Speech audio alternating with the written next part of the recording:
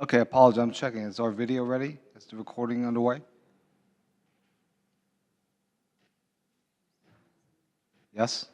No? We can Yes? hear you, John. Thank you. Okay, I will begin. Thank you.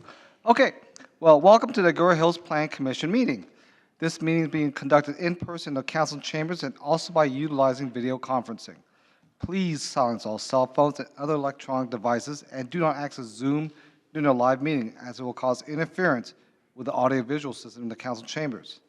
Tonight's meeting may be viewed on Zoom via a link on the agenda, by live stream on YouTube by entering, quote, Agoura Hills Plan Commission meeting, close quote, in your browser, and click on the link for July 20, 2023, or view the live or archived meeting on the city's website at agourahillcity.org, and click on the, quote, Watch Meeting Online's, close quote, button. I'll now defer to the city clerk. Thank you, Chair Ascension. There will be an opportunity for the public to speak on any item listed on the agenda. Any person in the council chambers who wishes to speak or submit a written comment is requested to complete a comment card for each item and submit to the city clerk prior to the public comment portion of the item. Comments submitted at the meeting will be provided to the Planning Commission for review and filed with the official record. For any person participating remotely, written public comments were requested to be emailed by 4 p.m. today and distributed to the Planning Commission in advance of the meeting. To request to speak during public comment, please click on the raise hand button on the Zoom toolbar. Request to speak must be received prior to the chair closing the public comment portion of the item. Public testimony for all speakers is limited to 3 minutes per speaker. Written public comments will not be read aloud by the city clerk. For full details, please refer to the public participation section on the agenda. Thank you. Thank you very much. And with that, I will call the meeting to order. And now we'll move to the Pledge of Allegiance. And I'm going to ask Vice Chair Anderson to lead us in the pledge.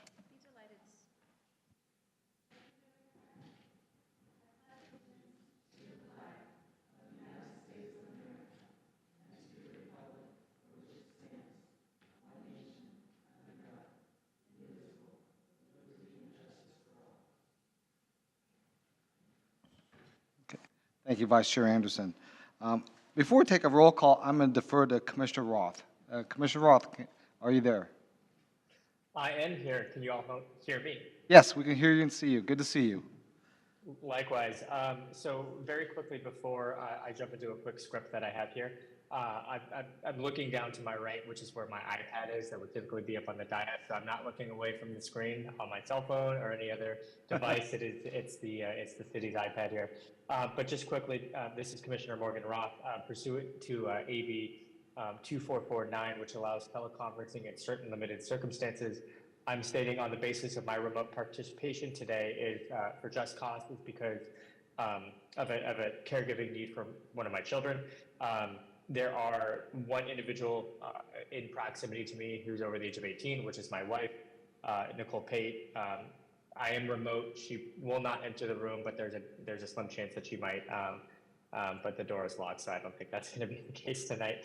And then obviously I'll be participating remotely this evening, both via video and audio technology.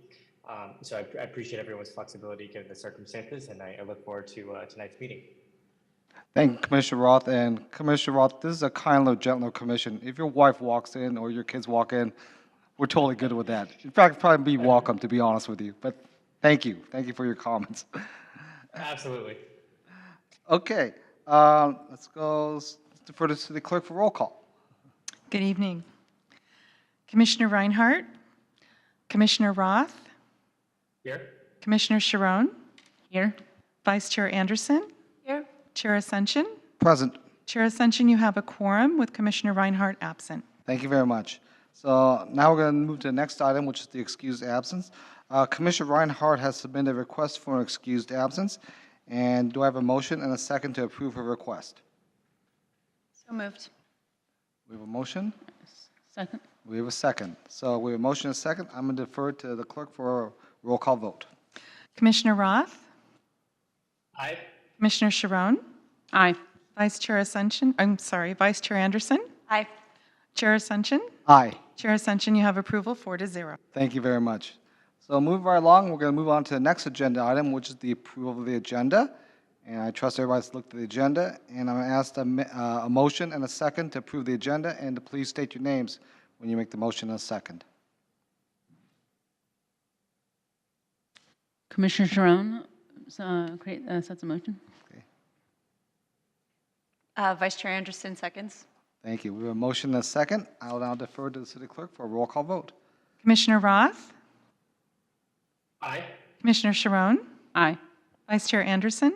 Aye. Chair Ascension? Aye. Chair Ascension, you have approval 4-0. All right, thank you very much. Moving right along, our next section is public comments. This section is reserved for persons wishing to speak on items not listed on the agenda that are under the subject matter jurisdiction of the Planning Commission. Now, for council chamber attendees, please submit a public comment card to the city clerk. For Zoom attendees, please click the, quote, raise hand, close quote button on the Zoom toolbar now. Public testimony is limited to 3 minutes per speaker, and the speaker's time may not be transferred to another speaker. Persons addressing the commission shall not engage in disorderly conduct that disrupts or otherwise impedes the orderly conduct of the meeting. We respectfully request that if you have something to distribute to the commission, you hand it to our city clerk and do not approach the dais. So I'm now defer to the city clerk for public comments. Thank you, Chair Ascension. No written public comments have been received. No speaker cards have been submitted. I'll now defer to staff for any remote participants. Amber? Good evening, Chair Ascension. Thank you. There are no hands raised to speak on this item. Thank you very much to both of you. Move on to the next agenda item, the consent calendar. Now, this section is reserved for persons wishing to speak on items on the consent calendar. Now, for council chambers attendees, please submit a comment card to the city clerk. For Zoom attendees, please click the open quote, raise hand, close quote button on the Zoom toolbar now. Public testimony is limited to 3 minutes per speaker, and the speaker's time may not be transferred to another speaker. We respectfully request that if you have something to distribute to the commission, you hand it to our city clerk and do not approach the dais. I'm going to defer to the city clerk for public comments. Thank you, Chair Ascension. No written public comments have been received. No speaker cards have been submitted. I'll now defer to staff for any remote participants. Thank you, Chair Ascension. No hands are raised to speak on this item. Thank you to both of you once again. So, are there any questions from the commission on the consent calendar? Okay, seeing none, I'll now call for a motion and a second to adopt the consent calendar, and I'll need the maker of the motion and the second to state your names. Vice Chair Anderson so moves. Okay, motion. Commissioner Sharon seconds. So we have a motion and a second. I'll defer to the clerk for a roll call vote. Commissioner Roth?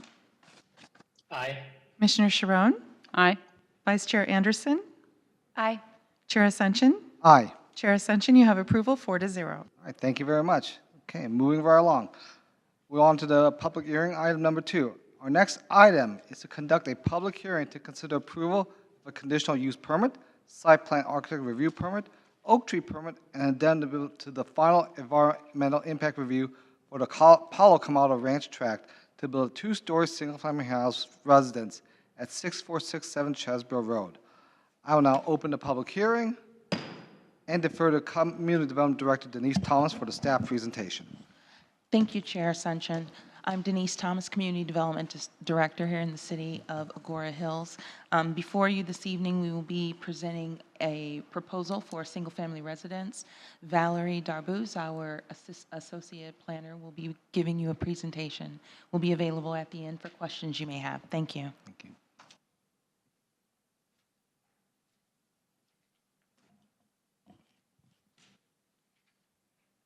All right.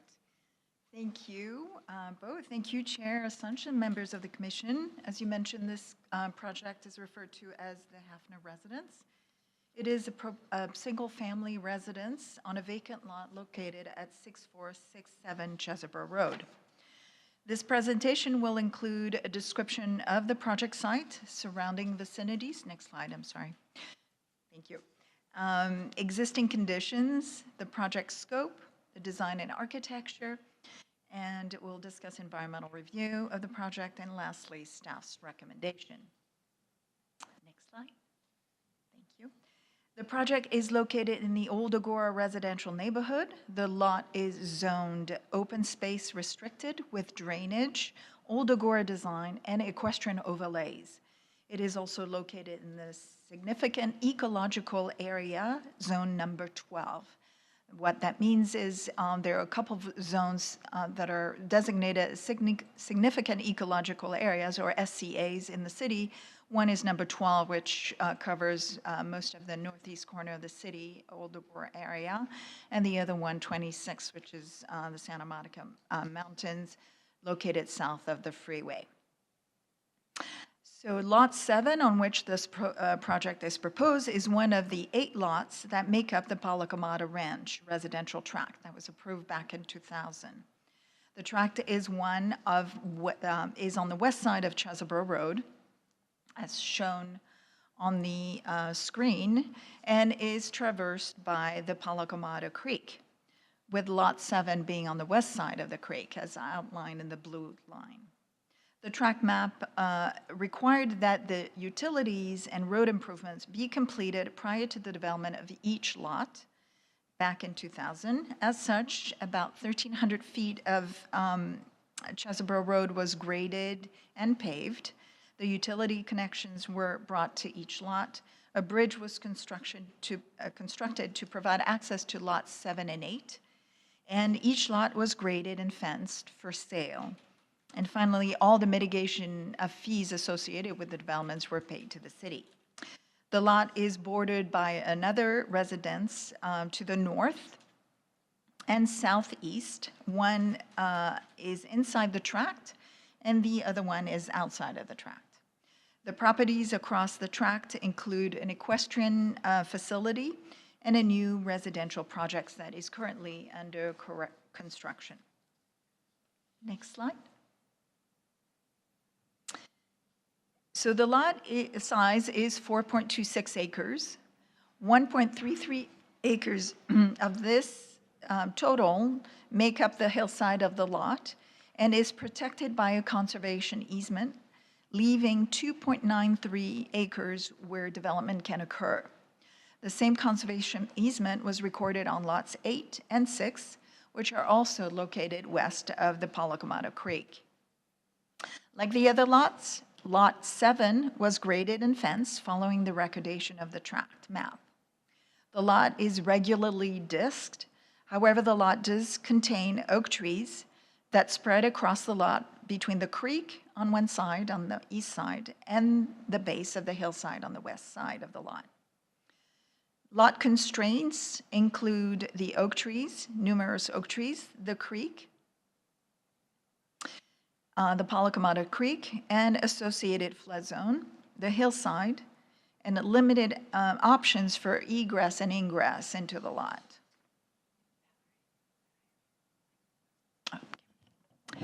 Next slide, thank you. So these are photographs of the site that depict the area, the flat area of the lot, with the oak trees on around that area, and the hillside along the west side. This hillside is opposite of the creek. Next slide. So this is an exhibit that represents the lot boundaries with a topographic line in green. I took the liberty of using the exhibit that was submitted by the applicant and posted some of the pictures of the site. So to depict that, as you enter, fortunately we have a sunspot right at the entrance of the lot right there that blocks the view. But as you enter the lot, where the sun shines there between the oak trees, is the entrance to the lot. And as you can see, the lot is irregular. So the edge, what may appear to be a large flat area, is not buildable because it belongs to the property to the southeast. So the entrance to the lot is at the north. As you enter, you've got oak trees on the east and the west side along the driveway. And on the southwest of that parcel is the hillside that cannot be developed. That is a conservation easement for open space, which leaves that flatter area behind the trees there. Next slide, please. Thank you. So despite the constraint and that white spot on the screen, there remains a flat area that is favorable for development. Over the years, the oak tree woodland has expanded into the development area previously anticipated by the EIR, shown in the red on the screen. Any developments cited in the red area would have been more environmentally impactful, in that it would have resulted in the removal of more trees, the encroachment in the flood zone, and it would have required further clearances of the fire department egress and egress into the site. As a result, the applicant proposes to place the residence away from the entrance in the area shown in the blue line on the screen. This resulted in additional privacy for the neighboring property to the north that exists and is occupied, and the house being screened by natural landscaping as viewed from Chesebro Road. Next slide. So here's a close-up of the same site plan showing the proposed improvements. They include a two-story residence outlined in the orange line, an equestrian area in purple to the north, a split driveway leading to the house in red. One segment serves as an additional turnaround that is required by the fire department. An ADU is also proposed, but will be reviewed by separate permits, so it's not under the CUP and SPR applications. And it's shown in the black line above the residence. Other amenities include a pool, vegetable garden, and barbecue. All would be screened by the house and the ADU. The project requires minor grading of the hillside, and in order to limit the number of the height of the retaining walls, the building pad is proposed to be built slightly higher than existing grade by approximately 4 feet. Also proposed in that area of the lot is a private septic tank to serve the house and the ADU, since there is no public sewer system in the proximity. The percolation conditions dictated the location of the system. Planning for such a system requires that 2 viable locations be identified on the site, one that would be operational at project completion, and the other for a future system in case of failure of the existing one.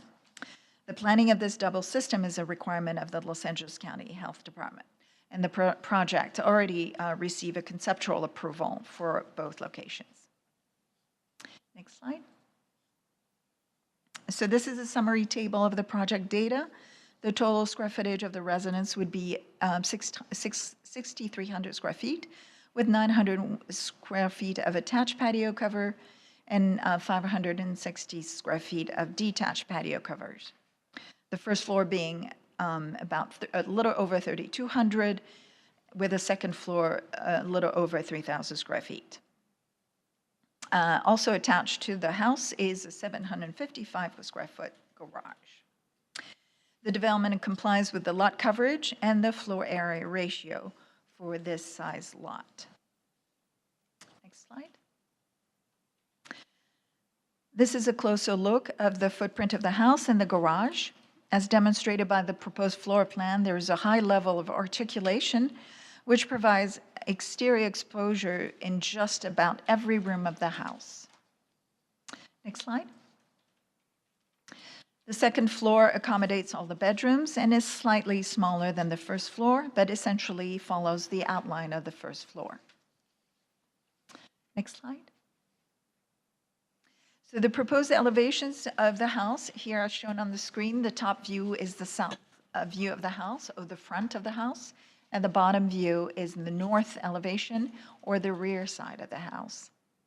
The house is proposed to be built at 31 feet above ground, whereas the zone allows for 35 feet. Next slide, thank you. This is another view, the views of the other sides, east side at the top, west side at the bottom. So the ARP, the project was submitted to the Architectural Review Panel, who commented on the project, and the panel requested a few modifications on the original plans that were submitted to the city, and asked that more articulation to the north sides be provided. Revising the window size and placement was also requested, adding faux balconies, defining the first floor from the second floor with additional architectural features, and adding a base to the window on the larger window on the first floor. All but one recommendation was implemented in the design. Next slide.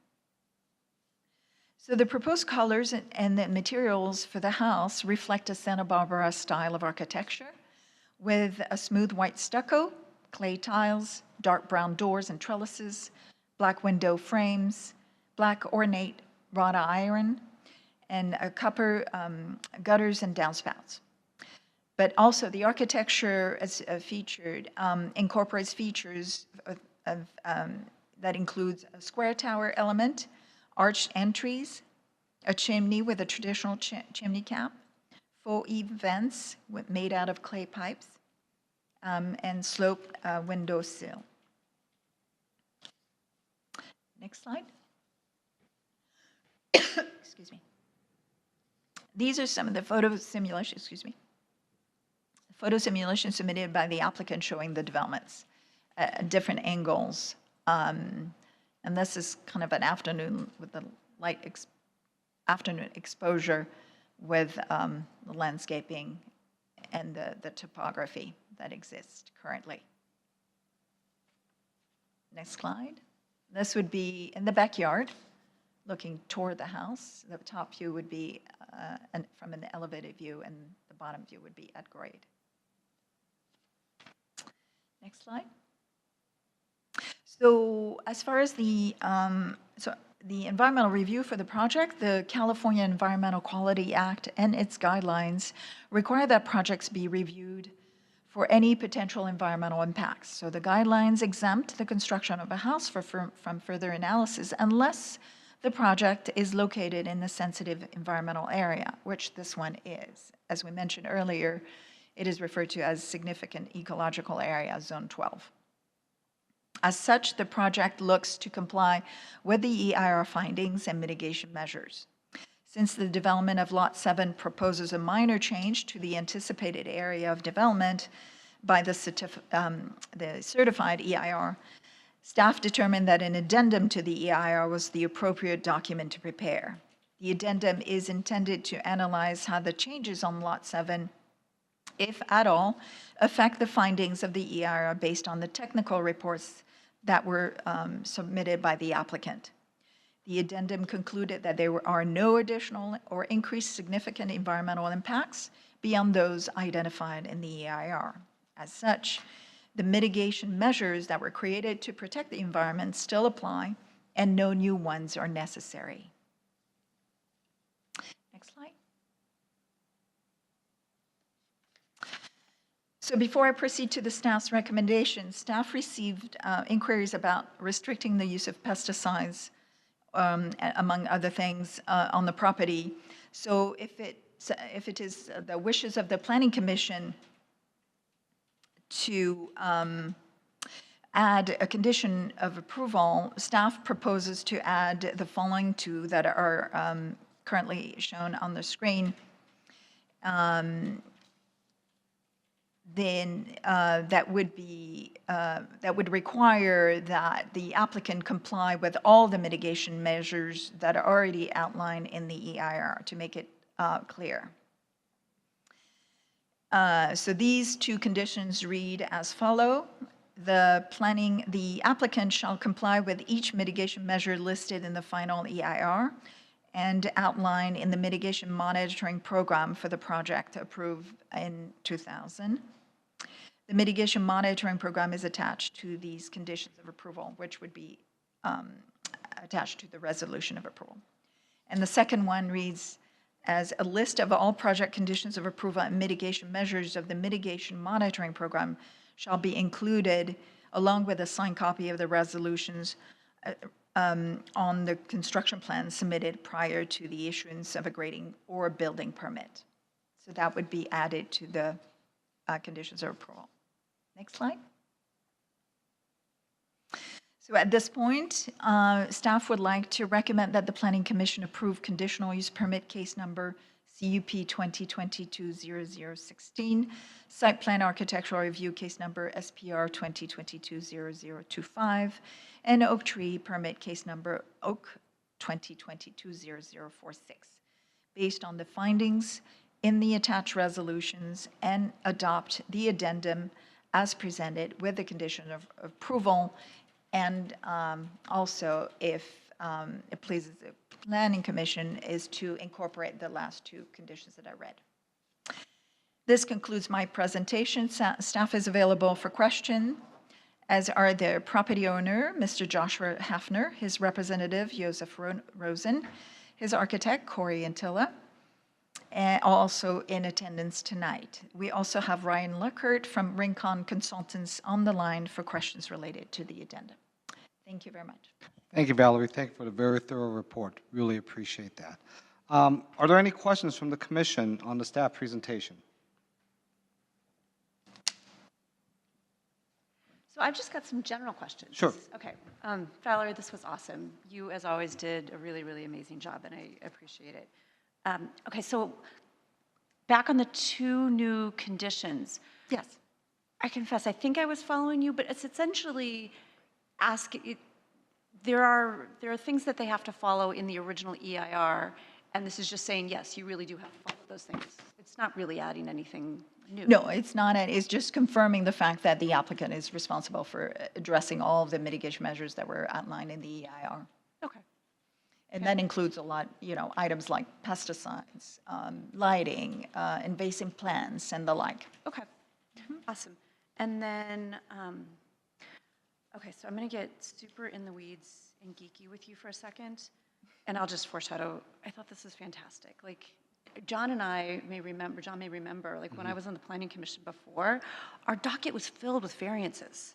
Like, we want to go a little higher, we want to get a little wider, so I'm getting ahead of myself. Okay. Oak trees. So none of the oak trees need to get removed, right? No, they're not being removed. Actually, originally, there was one proposed, but the applicant changed the design to keep it.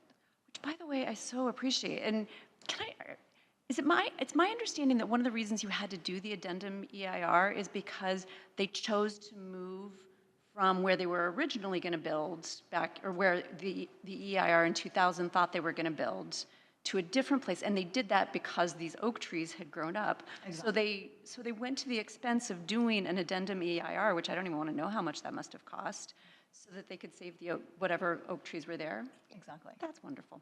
Okay, so then this is confusion. I take this whole I can make the findings thing seriously, and on page 7 of 9 of the resolution, so it's section 8, oak tree permit. It's subsection C, and then this little a, and then another paragraph. I'm genuinely confused about what that's doing. If there aren't any oak trees being removed, why do we need to make that finding? It's part of the findings that are stipulated in the zoning ordinance, so we have to address every one of them. And the language is such, so Okay, so it's just part of what we it's have to addressing basically the findings that are in the ordinance, Okay, in the zoning ordinance. okay, so that top part of C is just what we have to put in. And then- Exactly. Okay, and then your Proposed to be paragraphs. removed or that start- relocated, yeah, exactly. Okay, so we need to, instead, the finding that we're making is that they don't remove or reallocate any of the trees on the property. Exactly. Okay. More questions? Okay. Any other questions from the other commissioners? If I may, I have a few. Sure, go ahead. First, I just want to commend staff, Valerie, and Denise and Jessica for this report. I think it was another stand-up staff report, as usual. Some of the questions I have, the first one on the oak tree permit and the mitigation around, I concur with what was just mentioned from my co-commissioner here. One question I have is, in the future, throughout the, suppose the project is approved this evening, if there is any oak trees that are harmed and do need to be removed, at what point is there any administrative ability for the city to maybe have the property and the property owners mitigate for the loss of an oak tree? Because as I understand, they will impact a few of the oak trees. They're not going to be removed, but obviously, once the project commences, I just want to make sure that if there's a mitigation needed on any potential harmed oak tree, that there's a plan for that. Yes, there is. There is actually, the oak tree consultant recommended a condition that the applicant be responsible for replacing any oak trees that die in the future as a result of development or just other natural conditions, and at a ratio of 4 to 1 at a minimum. Thank you. So if I can, Commissioner, just to be clear, so there is an existing oak tree permit that is associated with this application, and that is, as you pointed out, there are going to be some impacts, there's going to be some trimming. There's also going to be just, just clearing below the oak tree and stuff, and that's all analyzed under this oak tree permit. But as Valerie kind of was talking about, if there's any additional impacts that occur just because of construction, even though those oak trees will be fenced off with construction fencing during construction. If something were to happen, then the applicant would come back in and get a different oak tree permit, and we would review that, and additional mitigation measures would be added at that time. Great, thank you. Yeah, to add a little color commentary, I mean, music to my ears. That's good to know, and happy to hear that the obviously it sounds like first and foremost the protection of the oak trees was a key consideration in this entire project. On the potential for the additional motion that could be added, that question originated for me in my conversations with staff in advance of tonight's meeting. Particularly pesticides was a concern of mine, but also rodenticides. I got very wonky and in the weeds on kind of the groundwater saturation and the mitigations around that. And obviously knowing that it is an immensely environmental, sensitive area of the city and the community, with a greater concern on our impact to the wildlife that we live amongst. I just want to get clarity on if the potential for that motion that would just create, I think, more of a clear guideline for the applicant to adhere to both the 2000 EIR and the addendum EIR.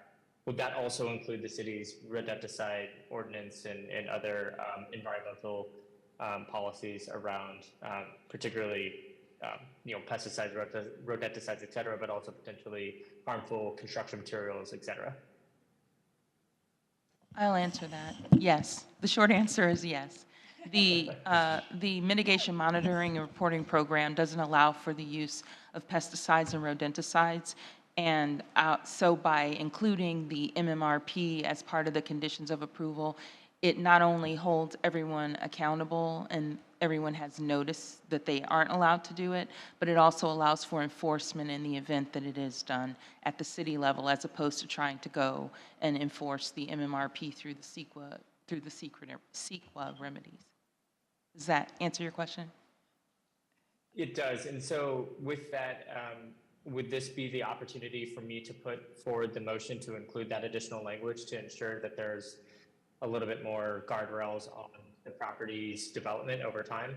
Or is that something that we would wait for later? Still cutting my teeth as a It's commissioner. fine. The chair will let you know when it's time to call for a motion. At this stage, Okay. I think we're just asking questions. Okay, great. I just have a few more.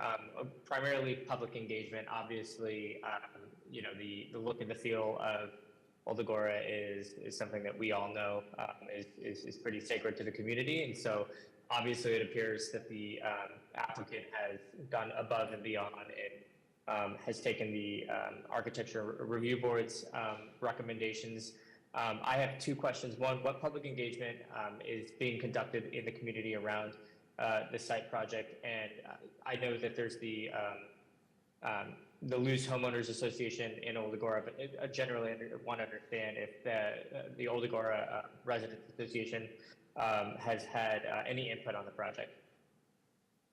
So yes, the answer to the Homeowners Association group has had input and found, and we attached the letter with their comments to the project, and in general, they were supportive of the project. Other public outreach is done during the public comment period via, and also through noticing and advertisement in the newspaper. We have not received any comments from the public regarding this project. Sounds good. That was going to be my follow-up. And then the last question that caught me during your presentation, Valerie, while I have you, was the height limit and the restriction on the height is at 35 feet. Yes. But there's going to be a 4-foot pad, and then the building will be 31 feet. Does that mean that the building's actually going to be 35 feet? And then on the architecture of the building, are those towers the tallest point? I assume so. And are those the ones that are 31 feet or potentially 35 feet, if I understand the pad calculation? Yes, and I'll let the architect speak tonight to the details of the construction. But the average, the height would be measured as the average, from the average grade around the house. So it would be based on the new pad. Okay. All right. That concludes my questions. Thank you. Sure. Thank you. Questions? Vice Chair Anderson, do you have any questions? So I don't have any more questions, although Commissioner Roth, I'm curious about your motion that you're thinking of doing, but we can talk about that when you go to propose your motion. Yes. We will address that at that point. Yes. Yes, go ahead. Hi. Great presentation.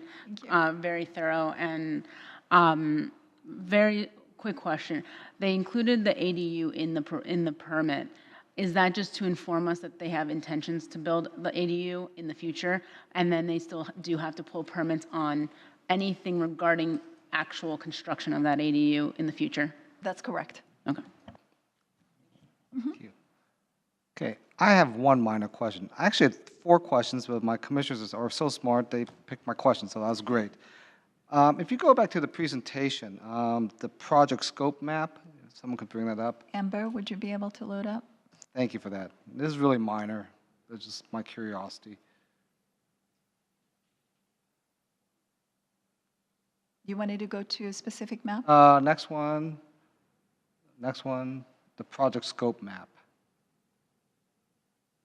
Oh, there you go. Okay, so I see the green is open space, and then the proposed development boundary is in blue. Why is the proposed development boundary in blue over the open space? Is that the patio cover? No, I think that the intent was to mimic that figure, that a graphic representation of the development, and push it over and into the new area that the applicant is proposing the house. Okay, so it's So not. it was not intended to encroach on the open space. It was just to take that little bubble of development and put in a new location. Okay, all right, I see. Okay, okay. I'm wonky too, so okay, so It's okay. okay. That's my only question I have. Last call. Any questions from any of the commissioners? Okay, we'll get to do this again if we have to. Okay. Are there any ex parte communications from the commissioners? I don't have any ex parte communications, but I did go visit the site today. As much as I could, there was a fence. Yes, and I did too. I visited the site. And Commissioner Roth, any confessions? I have a sick one at home, so no, I didn't get a chance to make it out there today. All right. Thank you very much. And my confession, I was on a 2-week vacation. I read all my staff reports on the plane back last night, and today I was working. So no, I did not go to the site to visit You guys myself. missed it. It's gorgeous. It looks gorgeous. Yeah. Okay, moving on. For council chambers attendees, please submit a public comment card to the city clerk. For Zoom attendees, please click the quote, raise hand, close quote button on the Zoom toolbar now. Public testimony is limited to 3 minutes per speaker, and a speaker's time may not be transferred to another speaker. We respectfully request that if you have something to distribute to the commission, you hand to our city clerk and do not approach the dais. Okay? And let's see. The public hearing is open, and I'll now defer to the applicant. You and your representative have a total of 15 minutes for your presentation, and the city clerk will let us know when there's only 1 minute on the timer, so you may wrap up your comments. And so we would suggest you watch for the red light when you make your presentation. So I invite the applicant to make any comments or representatives. Good evening. My name is Joshua Hafner. I'm the applicant, and I just wanted to come and introduce myself and to meet you all, and thank you for the attention you've given to this project and the thoroughness and going to visit the property. And thank you, Mr. Arbuz, for the thoroughness of everything you've done through this whole process. You know, we're very excited. This is my family, so that's why we're building a big house. I have 5 kids, and I'll just introduce you. So that's my wife next to me, Jennifer. My oldest is in the back there peeking over my boy. She's my, she just graduated high school, so she'll be going off to college next year. Gabriel's 10 years old behind me, Eliana 8 years old next to him, Leah with my wife there, she's 5, and then Jacob, it was his 2-year-old birthday there at the end of March. And so, you know, we're very excited about coming to this community. We've always loved the area, and we love nature, and we love the environment. We love going on hikes, and we're very excited. Pardon me, Mr. Hafner, if you could please speak into the microphone Yes. for us. Thank you. Sorry. So we've tried to take care in the project to build a house that reflects the beauty of this community, and we think we've been successful. We're very excited to get going on the project. We have a great team. Our architect is Corey Antilla. Joseph Rosen is our project manager. They've both been doing a fantastic job for us. Our neighbor Nicole came out to support us today, and we appreciate that. And so again, I just thank you for your time, and we're very excited about the project. What role does the young man in the collared shirt sitting next to him?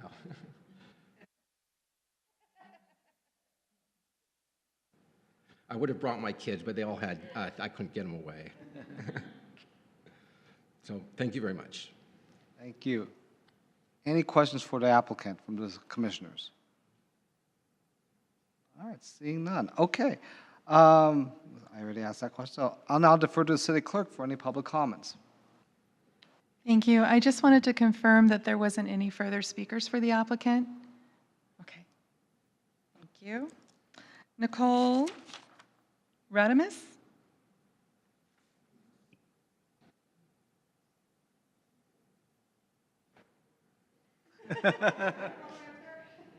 Yes, please.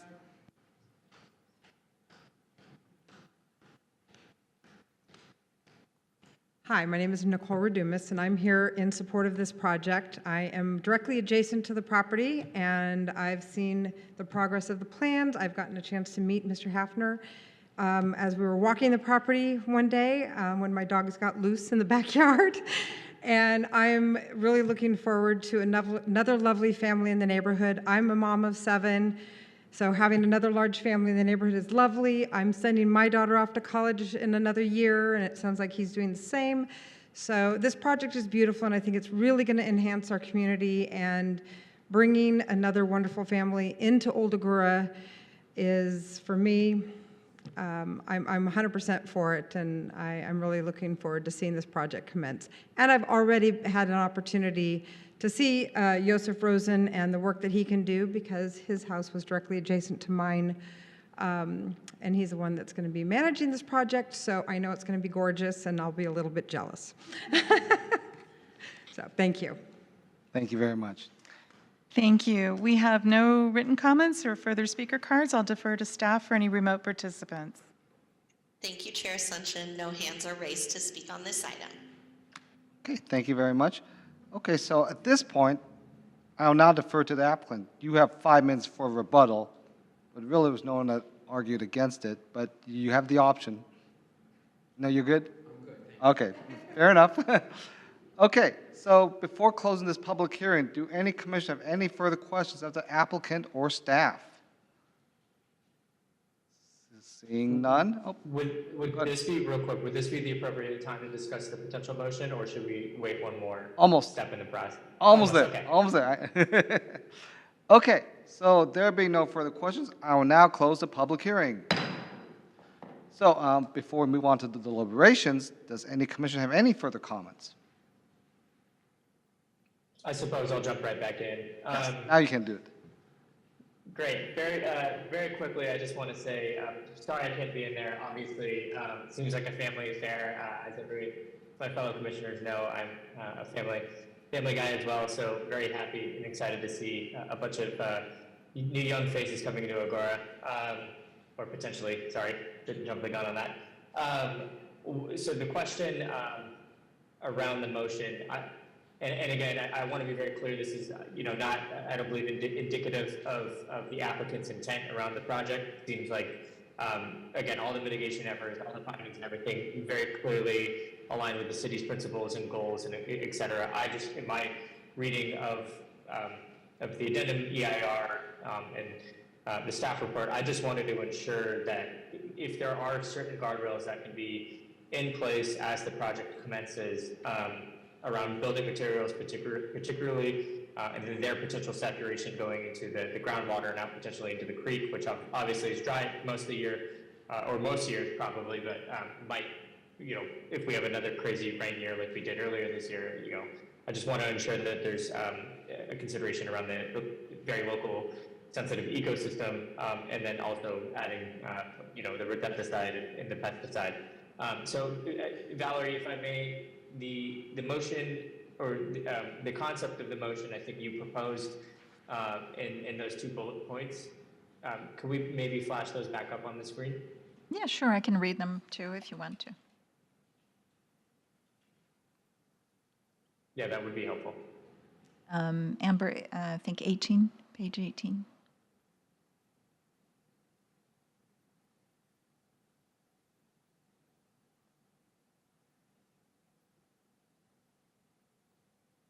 Perfect, thank you. So the first one would read as follows. The applicant shall comply with each mitigation measure listed in the final EIR and outlined in the mitigation monitoring program for the project approved in March 2000. The mitigation monitoring program is attached to these conditions of approval. And the second one would I would apply to the construction plan for the staff during the construction period.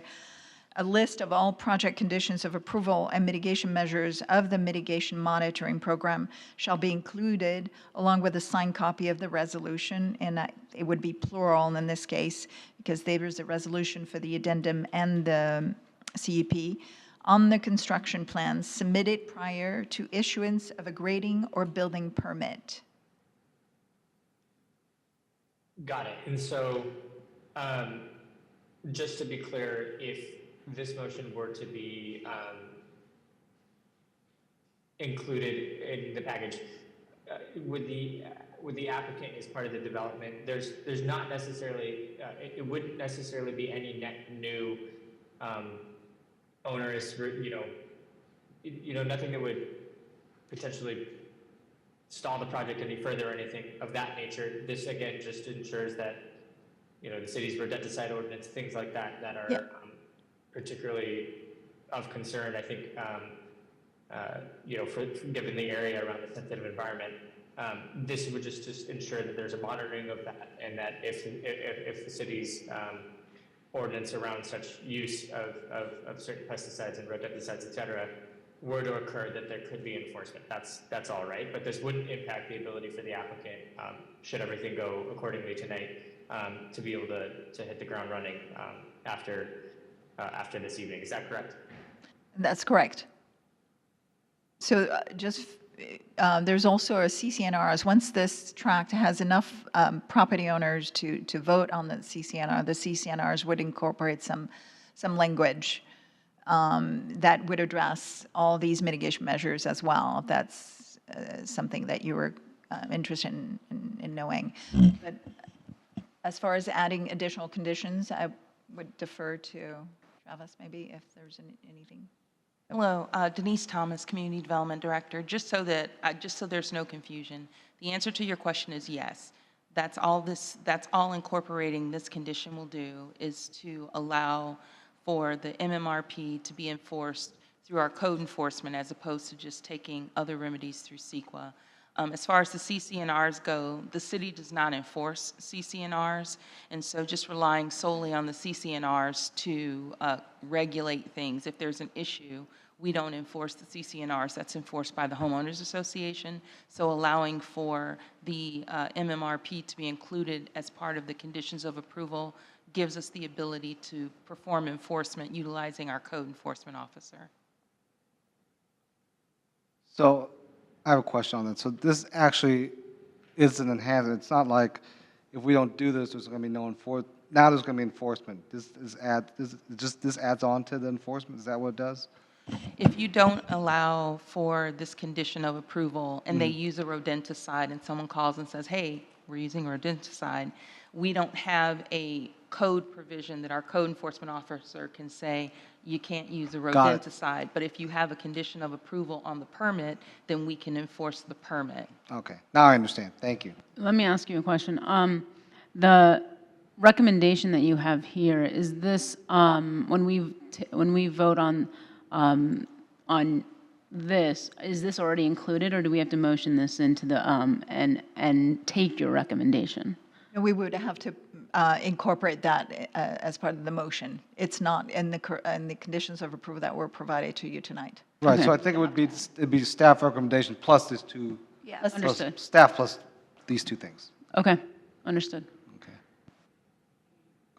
And very quickly, again, I want to be abundantly clear. When I came to this conclusion and determination to ask this question and potentially propose the additional condition here, it was in advance of hearing the applicant, understanding a little bit more from city staff in terms of the intent around the property, obviously.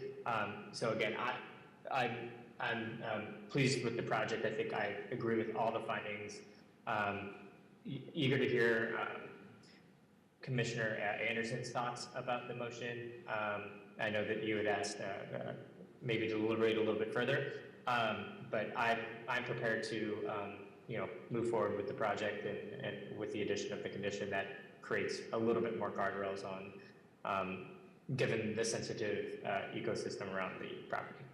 Before I'll give you the honors of making the motion, but I'd like to hear what Vice Chair Anderson and Commissioner Schroen have to say. But I will give you the honor. So, Vice Chair Anderson. And here, I'll go ahead and just do my deliberation. So Commissioner Roth, you answered my question. I thought you were going to propose an additional motion beyond what staff was recommending. And now what I understand is you're just going to move to adopt the resolution with those additional conditions that they recommended. I think That's that makes correct, yep. Okay, awesome. I think that makes perfect sense, and I support it. And I support this. I mean, here, just to jump to it, I can make all of the findings, especially now that I understand paragraph number C. It's beautiful. It complies with all of the setbacks and the heights. It's below the floor area ratio. That you condense the property. Like, it really is beautiful, beautiful land. And I love that you found that tiny little, I mean, it was great to be able to compare what I saw within the pictures, and you found that tiny little area. I mean, it's just going to be this little hidden oasis. Well, not little, but it'll be this little oasis. It's protecting the views. It's consistent with the style. It's fantastic. So I'm enthusiastic to support it and welcome you to Agoura Hills. Thank you, Vice Chair Anderson. Commissioner Schroen. Yeah, I think that this was a really thorough presentation. I think that what you guys have put into this project it's abundantly clear that that a lot of thought has been put into it.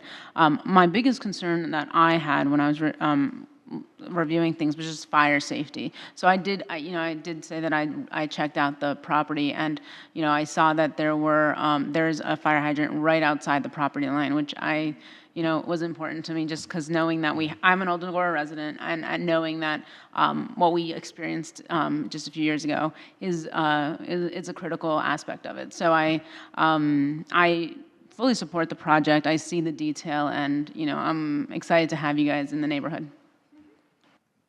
Thank you, Commissioner Schroen. Well, I agree with my fellow commissioners.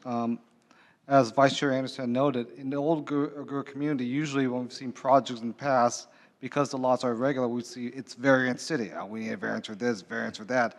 And so it's like we had to do mental, and it's really a lot to think about. But no variances here. This is fantastic. And I love the fact that this project and other projects we've seen of late, you all respect the oak trees, so you do everything to work around it or just encroach but not take out. I think you did everything humanly possible, and I respect that. That's really awesome. That's great. You have support from Old Agoura Homeowners Association and from neighbors. That's also had neighbors speak. Basically, she just said amen, which was cool. So I really like that. You have support from the neighbors. Sometimes we'll see projects here and the neighbors are up in arms, and I'm just shaking my head because, like, you should talk to your neighbors first before you go forward with this. But that's what you guys did here. That's fabulous. So I, too, can make all the findings for this project, and I welcome you to Agoura Hills. But let's make the motion first. So I'll give you the honors. Commissioner Roth, you may make the motion.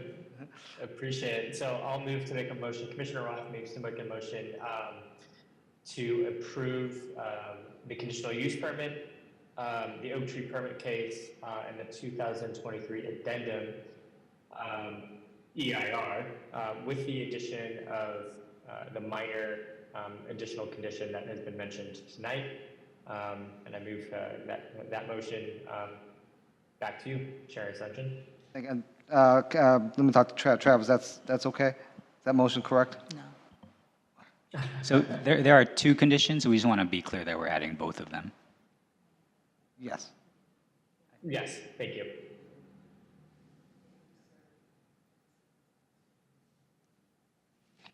And I think you mentioned the EIR addendum, but can we just restate it just to be clear?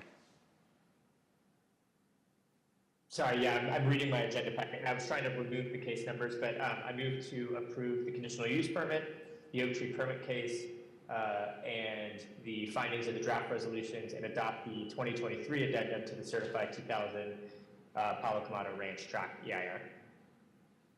Plus the two. Yes, thank you, plus the two additional conditions. Okay, gotcha. And that's, okay, thank you. Okay, I need a second. Vice Chair Anderson seconds. Okay, so it was a motion from Commissioner Roth and a second from Vice Chair Anderson, and I'll defer to the city clerk for a roll call vote. Commissioner Roth? Aye. Commissioner Sharon? Aye. Vice Chair Anderson? Aye. Chair Ascension? Aye. Chair Ascension, you have approval 4-0. Thank you very much. I'll now defer to the Community Development Department. Thank you, Chair Ascension. The decision of the Planning Commission shall be final within 15 days from the date of the decision unless an appeal has been filed by the City Council. Thank you. Thank you very much. And to the Hafners, welcome to Agoura Hills, welcome to the community, and we wish you all the best in building the beautiful home that we saw here today. So congratulations. Okay, moving on to our next agenda item, it is to conduct a public hearing, adopting a resolution recommending that the City Council approve a zoning ordinance amendment revising the regulations related to signs. I will now open the public hearing and defer to Community Development Director Denise Thomas for the staff presentation. Thank you, Chair Ascension, Planning Commissioners.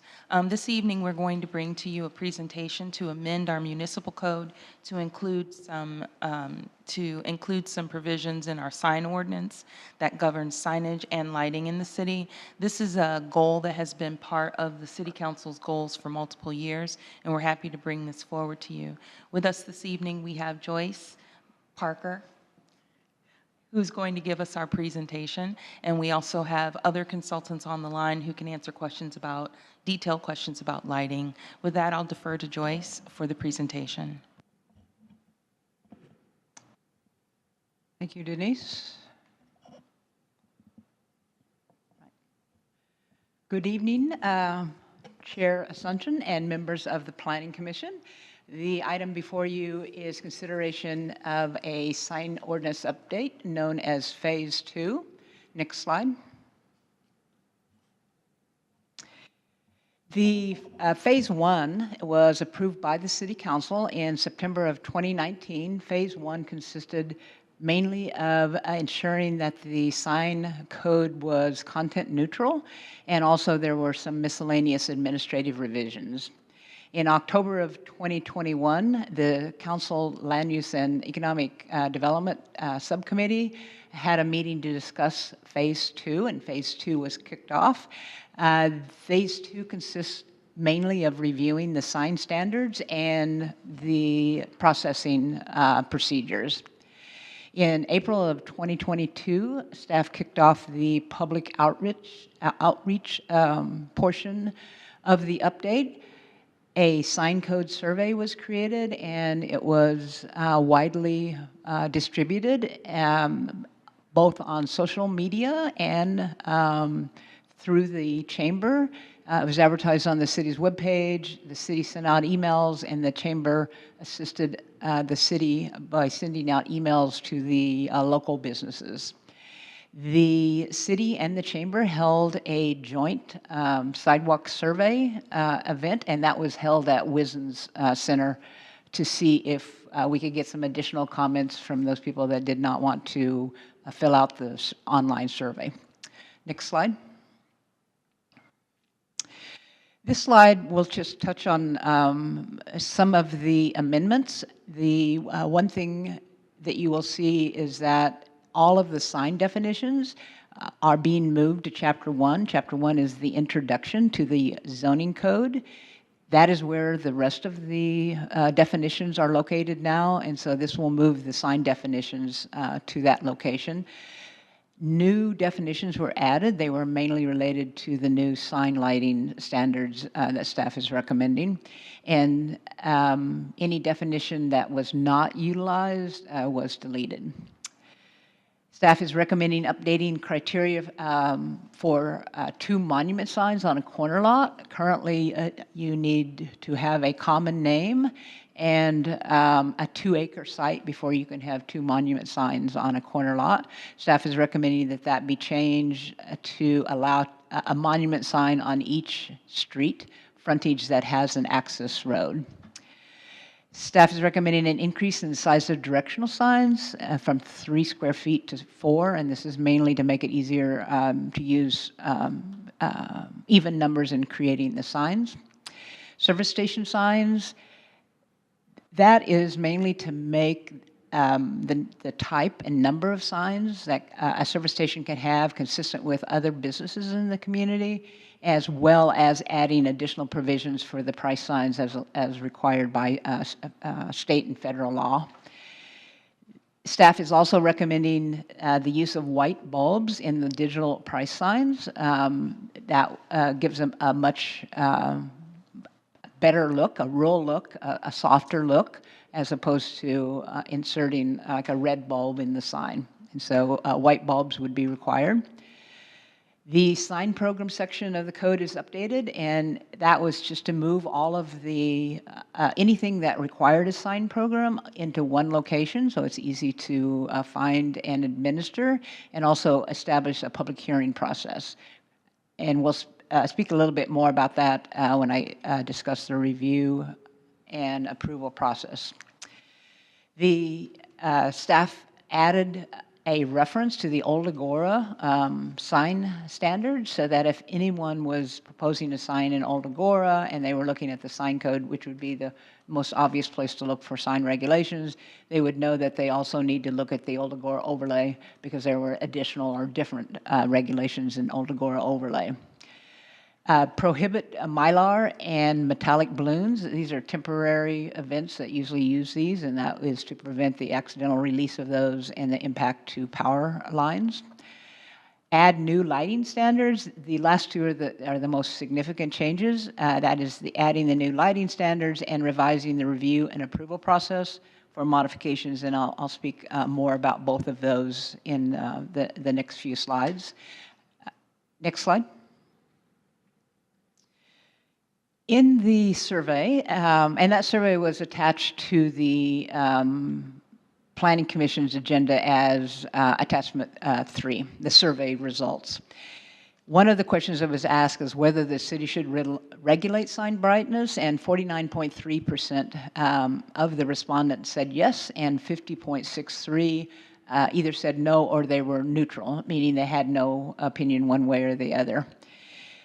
Another question that was asked is which multi-tenant centers in the city have appropriate sign lighting. That the 2, there were about 5 or 6 that were listed, but the 2 that got the most votes, if you will, are the Twin Oaks, that's the Ralph Center, and the Wisn's Market Square. Staff is recommending adopting 3 standards to regulate sign lighting. These were developed in with the assistance of Kimley Horn. They served as the city's lighting experts. They are available. Jackson Mudrick and maybe another person from Kimley Horn are available for questions. They are joining the commission via Zoom. So if you have any lighting questions, they could assist on those. The 3 standards are bug rating, color temperature, and sign brightness. Next slide. Bug rating is only for externally illuminated signs, meaning like a monument sign that has a light shining up to it or a gooseneck coming over the sign. Bug stands for, B is the backlight. So you can see in the example to the right That's actually a light standard, but it's the same concept for, let's just say, a monument sign. So the bug would be the backlight, and that would be anything that would go behind the sign. U represents uplight, which would be the amount of light that goes above the sign. And G represents glare that you would get from the sign. The recommended bug rating is 0. And that would mean that there can be no stray light that could be cast upward. So if a light was on a monument sign, it could not go above that monument sign or shine up into the sky. Maximum color temperature, and I'll explain a little bit more about color temperature in kelvins at the next slide, but for the externally illuminated, we are recommending a color temperature of 3,000 kelvins. The International Association of Dark Skies recommends a 3,000 kelvins for, or 3,000 kelvins for any outdoor lighting fixture. So not necessarily for signs. The International Dark Skies Association does not have a recommendation for signs, only external lighting fixtures. So that would be perhaps something like the parking lot. So the parking lot lights, if you were trying to stay consistent with dark skies, would be limited to 3,000. So we thought that would make sense to apply that also to a monument sign that would be in the parking lot. Next slide. This is a photo of color temperature. This exhibit was included in the survey that was distributed. Color temperature is measured in kelvins, and so if you have a yellow-red light, as you see on the light, or on the, I'm sorry, on the left, that represents the warm. That's the warm temperatures. And then the blue that you're seeing on your right, that is the cooler temperatures. The survey, there was quite a few answers, but in averaging them out, between 59.4% of the respondents chose between 3,000 and 5,000. So staff is recommending the color temperature. Again, for the externally illuminated would be 3,000, and for internally illuminated signs, it would range from 3,000 to 5,000. So halo lit signs would be internally illuminated. They would be at 3,000, and then channel letter signs could range from 3,000 to 5,000. It could not exceed 5,000. To help the Planning Commission visualize what 3,000 and 5,000 looks like, the Twin Oaks Center that has Ralph's, that was one of the top vote getters, is at 3,500. So their sign lighting is 3,500. Across the street, the Agoura Meadows, where Vaughn's is located, that was approved at 5,000. So that will help you sort of visualize what 3,000 and 5,000 might look like. Next slide. In terms of measuring sign brightness, there are two methods of measurements. One is luminance, and the other one is illuminance.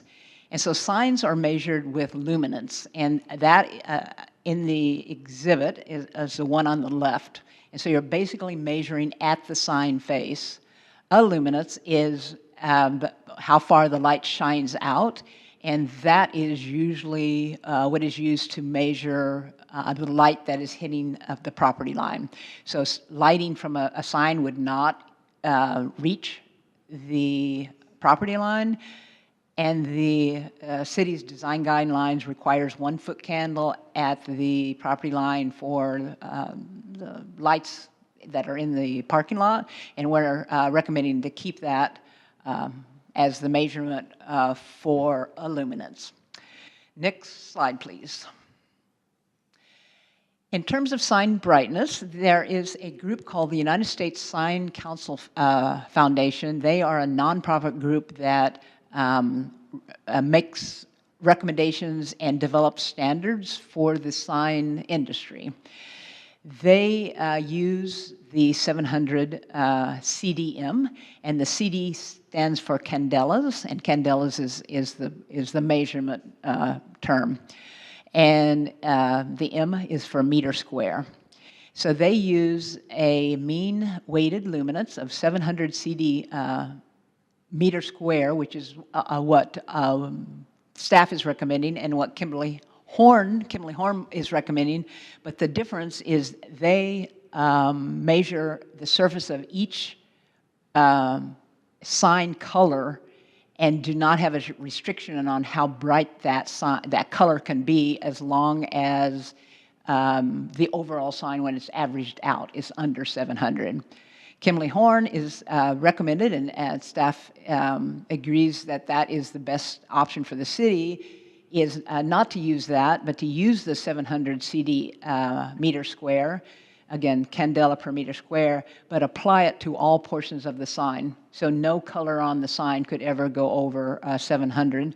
In the next slide, I'll give you a demonstration of one sign that was at 870 CDs. The thing that's important to note is that this standard, the 700 CD meter square, should be considered a upper limit to prevent overly bright signs. It would probably not impact any of the existing signs in the city, because a sign would have to be pretty bright to get to 700. And again, we can demonstrate that in the next slide. And how luminance is measured is with a light meter. And so Kimberly Horn gave us the name of a light meter that was the industry standard, and they range in price from $4,000 to $6,000, depending on the features and the warranties. So if this city decides to adopt this standard for sign brightness, the city would need to purchase that meter if they wanted to, if they got a complaint and they had a code enforcement complaint they needed to go out to. And then, of course, the meter would have to be calibrated regularly to make sure it's consistent. And then the final standard would be that the signs would have a dimmer control on it so that it could be dimmed should they violate any of these light standards. Next slide. This is an example. So the sign on the left is the one that was in the commission's staff report. And as you can see, the red has the first number, 81, is the CD, and the second number, the 14%, is how much of this overall sign red makes up. The white was 250, that was 20. So when you measure the luminance of that, it comes up to 6347.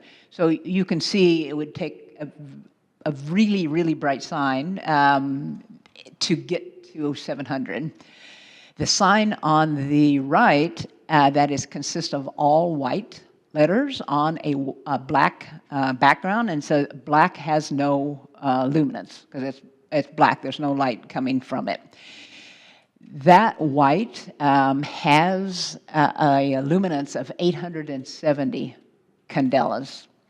And so with the recommendation before you, that sign would have to be revised, and the white could not exceed 700.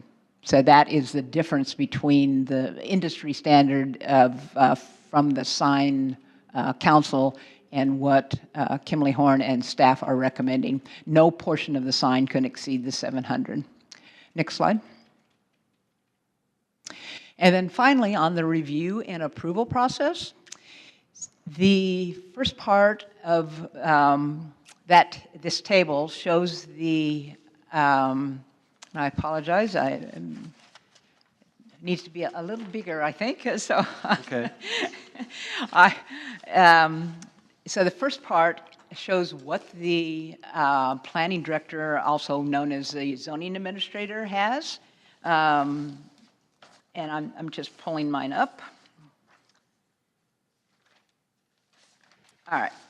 So existing review authority for the planning director Planning director has the review authority for allowing 10 to 20% of a minor modification, up to 10 to 20% for building site area, building site width, yards, and off-street parking regulations.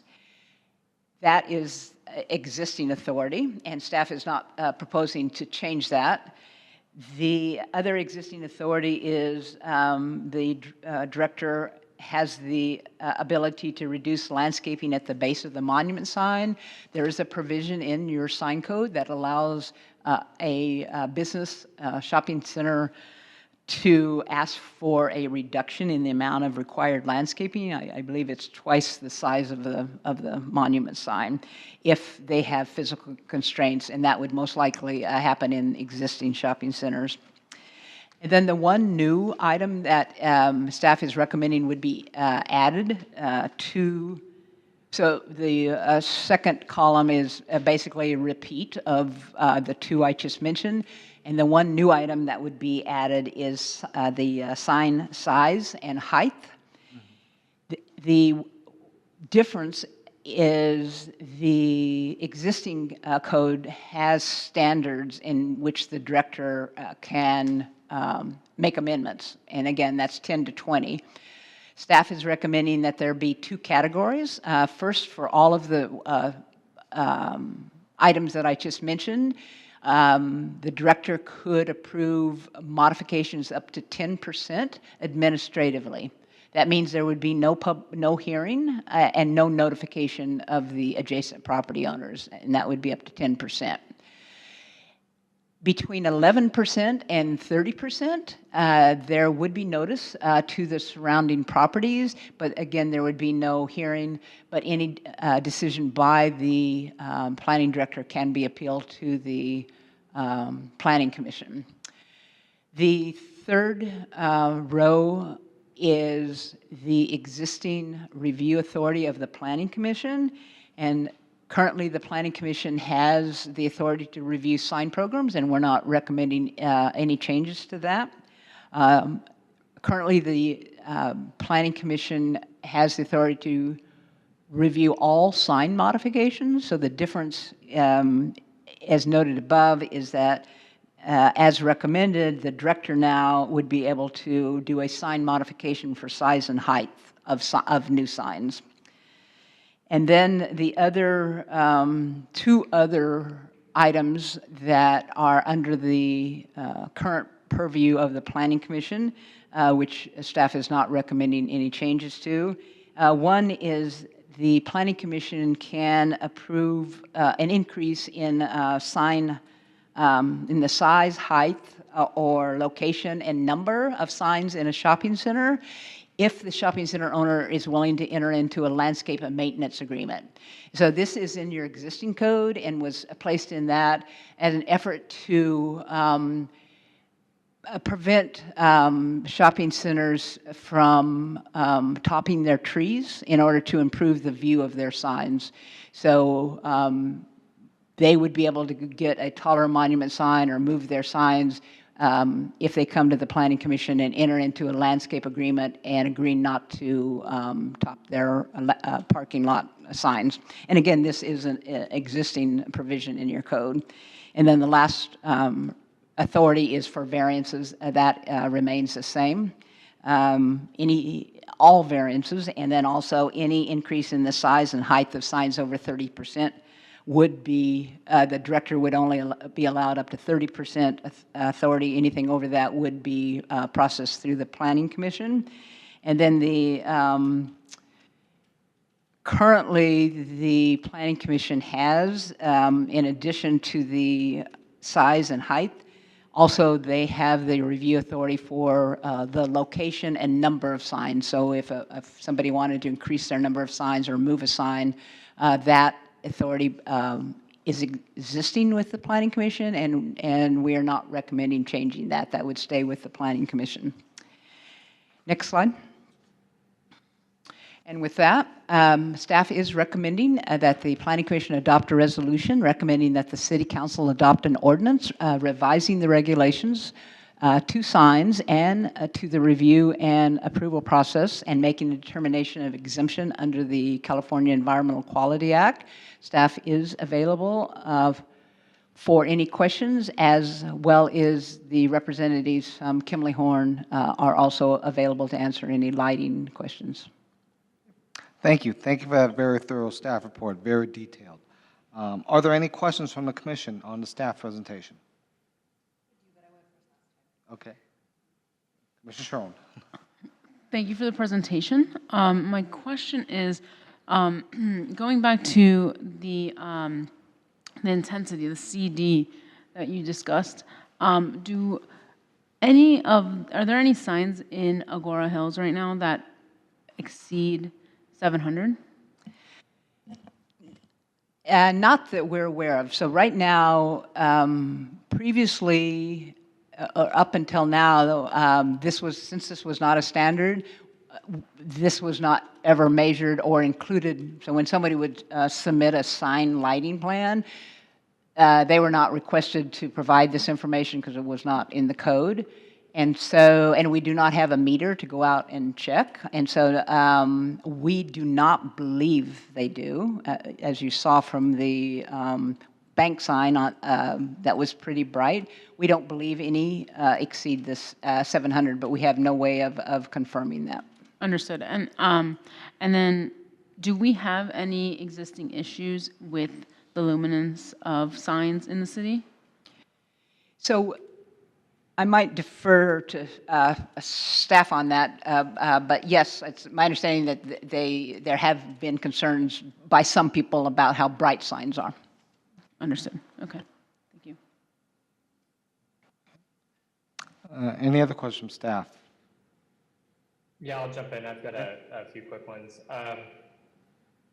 On the heels of what was just asked about if there are any potential lights over 700, is there was a mention in the staff report about that it probably would not impact current businesses. If the ordinance goes through, or we approve tonight, goes to city council, and this becomes an ordinance, what would the process be if there are some that exceed that limit? Those businesses would only have to change their lights or their signs if there was an appeal, right, or a complaint, or if there was a modification to the sign. Is that correct? I'll answer that one. The regulations as they exist today do not include these provisions. So if you have a legally permitted sign, you're allowed to have your legally permitted sign until such time as you need to replace that sign. When you replace that sign, then you have to comply with our regulations as they exist at the time that the sign's replaced. Okay, great, thank you. And then on the survey, this is just a little bit of a wonkier question, but it seemed like, and just because there was a call of attention to, I think it was the first survey point made, but there was kind of like a 50-50 split of folks who thought that there were issues with signs versus those who kind of felt status quo was okay, if I saw that correctly. Yeah. I just did a brief look at the staff report, and I looked at the survey results, and it appeared that there was a pretty big delta between residents and businesses. And so just to understand a little bit better, it was unclear with how the survey results were presented, with how the bars were color oriented, et cetera. Do we know if were there more residents who were supportive of potential ordinance change around the sign versus businesses, if that makes sense?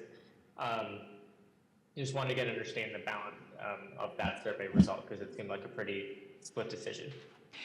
It is my understanding that the sign survey, while it identified how many people are residents as opposed to business, in the first question, they asked that question, the following questions were not categorized in that way. So there was no way of knowing when people answered them whether they were a business owner or a resident. So only a global snapshot of in the beginning. Got it. I think that concludes the questions I have. Thank you. Thank And staff report as always. Thank Commissioner Roth. Vice Chair Anderson. Yeah, okay, so two questions. First of all, I love this, and who knew that there was an International Dark Light Society, Dark Sky Society? That's so super cool. Okay, so one question was on the change to the approval process. That it all made sense to me, but I confess I didn't fully understand it. Do you mind going back to it really quick? You want to go back to this That slide? slide that said proposed and existing. Okay.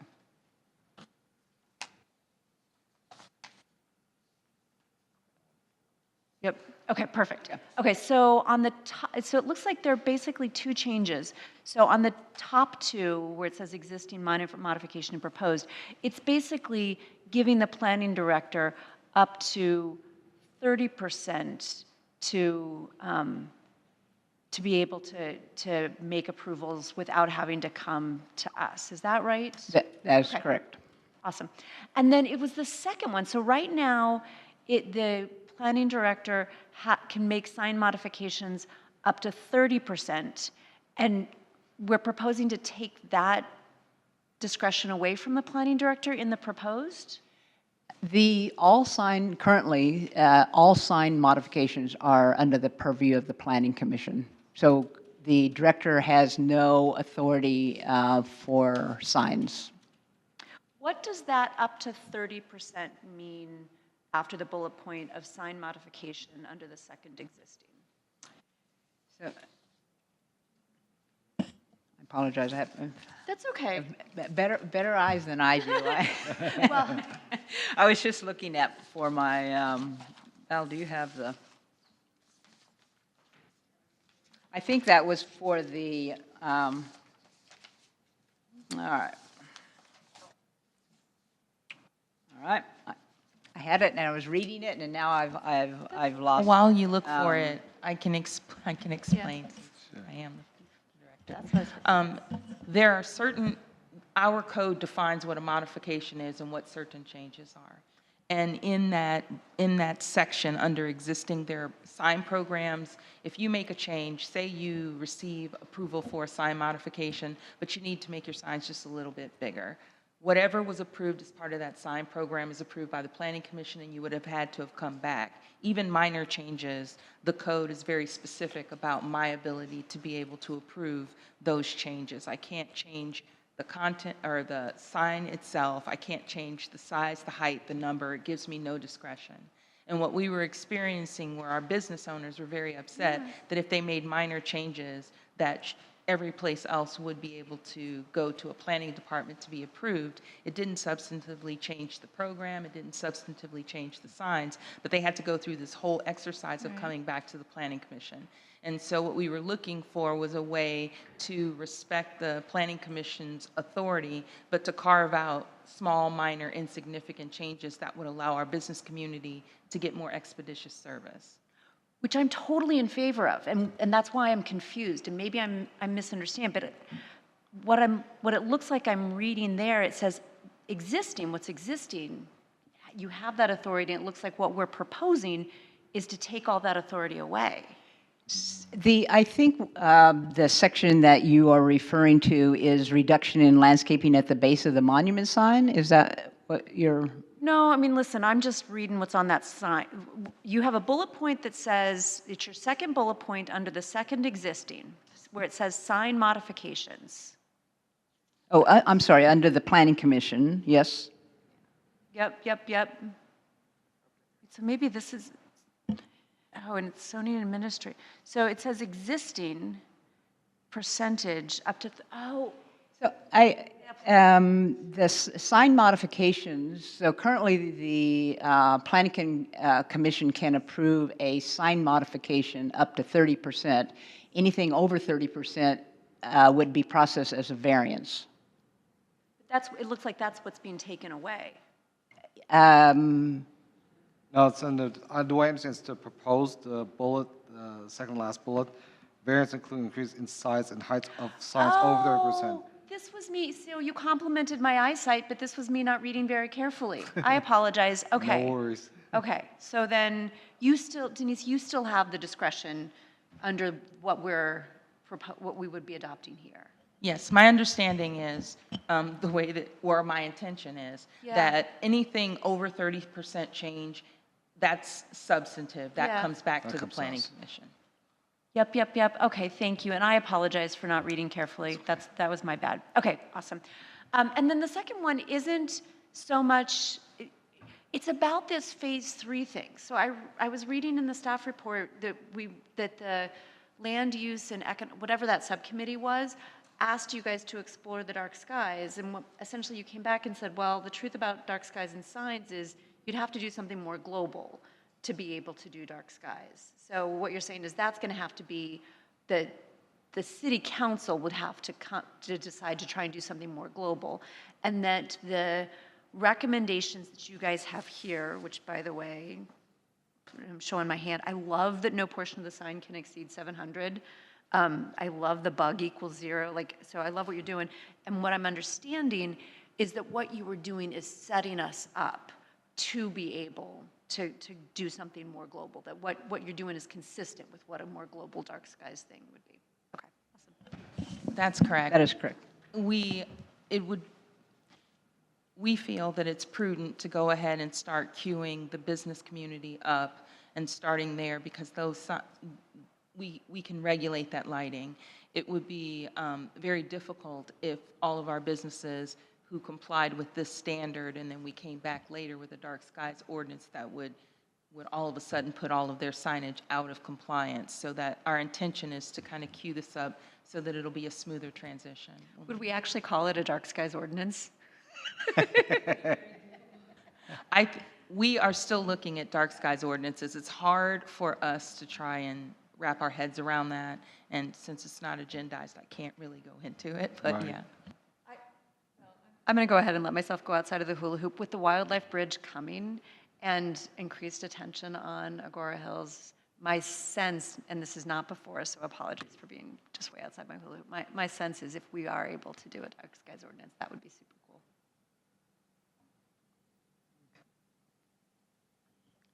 Thank you. Any other questions before? I have some questions. Two very minor questions. You touched on it in the presentation. You said it's going with a white bulb versus a yellow bulb. Why is that again? I think you may have touched on. The requiring light bulbs in the digital signs, and also internally illuminated signs would have to use a white bulb, and that is because it creates a softer, more environmentally friendly view of the sign if the bulb is white that's shining out through the color, as opposed if the letter is red and then there's a red bulb, it just makes the red brighter. That's right. You did say that. Okay, my bad. So, on that one. My other question, this is really technical. You mentioned that there's a luminance meter, and if something went wrong, the city would have to buy the meter.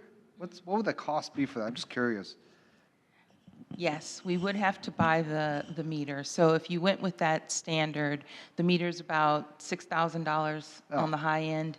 It would have to be calibrated and maintained regularly, but it's truly the only way for us to be able to adhere to that standard. We went to the Land Use and Economic Development Subcommittee, and their recommendation was by the meter. And then when we went through the city council budget and goals, I believe that stayed in my budget. So if it is going to be your recommendation to use that standard, we do have budget available. If you choose not to recommend that standard to city council and you recommend something else, then that budget would just be back in the general fund. I see. Okay, very good. Okay, I just came up doing the presentation. Oh, wait, it makes sense to me now. Now you've clarified. Thank you. And last thing I want to say is that, Denise, I had no idea you're the zoning administrator. Congratulations on the new title.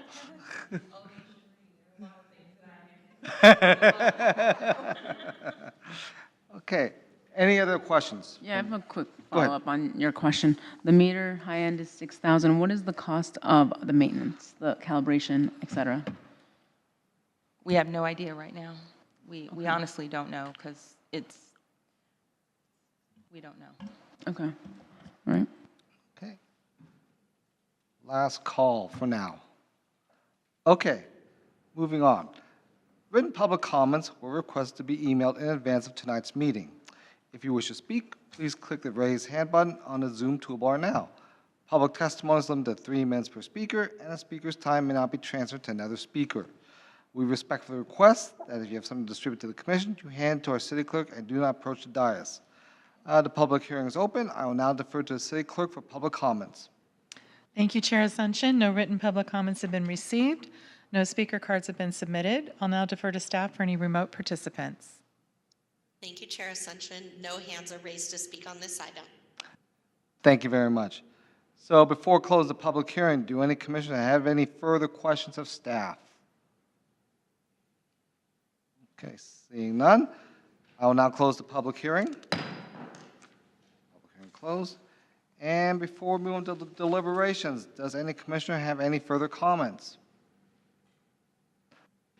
Okay, we'll now move on to deliberations, and we'll start with Commissioner Sharon. Thank you for the thorough presentation. I think that it just seems like you guys did your thorough homework, and I really, this is I see what you guys are starting out here in order to continue to phase 3. So, I mean, I really don't have anything to add. I'm good. Thank you. Okay, thank you. Go with Vice Chair Anderson. Echo, I can make all the findings, and I think it's worth the $6,000. Yes. Okay. Thank you. Commissioner Roth? Yeah, similar. I conclude all the findings are great and consistent with what I think the city's character and look is and feel, especially at night. Oftentimes that's forgotten about because we obviously consider a lot of stuff during the day or what they look like during the day. I also think the dark skies ordinance is maybe in our future. So I think this sets us up for, or whatever that ordinance may be called at a later date, but I think this sets us up right for that. And the bigger concern that I had are laid out in my questions about maybe any immediate impact, negative impact on our business community. It doesn't appear that will be the case. And that obviously we have such a great staff, they'll be accommodating and work with our business community accordingly. So yeah, keep it brief and great staff report as always. Thank you, Commissioner Roth. Yeah, my comments. This is a very important issue that most people realize. I was surprised when I survey results was pretty much said it's 50-50 about the signs. My sense is the ones that have been around forever in Agoura, like myself, that remember this, the 101 being Sign Alley, were pretty sensitive to that. The ones that don't remember that, there was like, oh, whatever. But I remember that. I remember the one was just sign after sign after sign, so we're very sensitive to that. So that's why I come from. So I was surprised by that. But that's no one's fault. It's a survey. It's a survey. But I do appreciate this going forward. I can make all the findings. So this makes a lot of sense to me, as my fellow commissioners said. So this works for me. So like I said, I can make all the findings. So with that, any further comments before I call for a vote? You need a motion? Need a motion now.